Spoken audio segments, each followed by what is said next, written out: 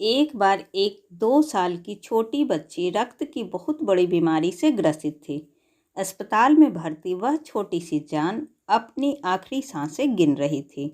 अस्पताल के लोग उसे बचाने के लिए बहुत प्रयास कर रहे थे, मगर उसके ब्लड ग्रुप का रक्त कहीं भी नहीं मिल पा रहा था।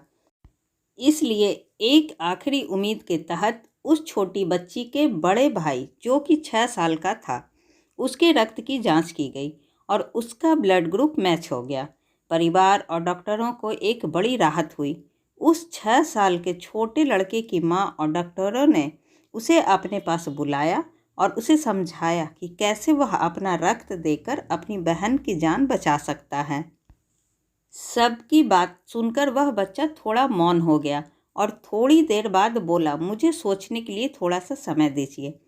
किसी को भी उस बच्चे से ऐसी प्रतिक्रिया की उम्मीद नहीं थी, मगर डॉक्टर की सलाह से उस लड़के को 1 दिन का समय दिया गया। अगले दिन वह बच्चा डॉक्टर और माँ के पास आया और बोला कि मैं बहन को रक्त देने के लिए तैयार हूँ। सभी उस छोटे बच्चे के फैसले से बहुत खुश हुए। डॉक्टर और अस्पताल का पूरा स्टाफ जितनी हो सके उतनी तेज़ी से अपने काम में लग गया।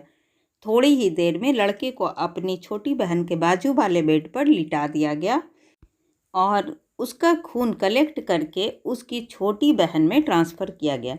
देखते ही देखते छोटी बच्ची में फिर से जैसे नई जान अंकुरित हो गई। सब बहुत खुश लग रहे थे, सिवाय उस छोटे लड़के के। छोटे लड़के ने डॉक्टर और उसकी माँ को अपने पास बुलाया और उनसे धीरे से पूछा कि अब मेरे पास जीने के लिए कितना समय बचा है। दोस्तों, आपको कुछ समझ में आया?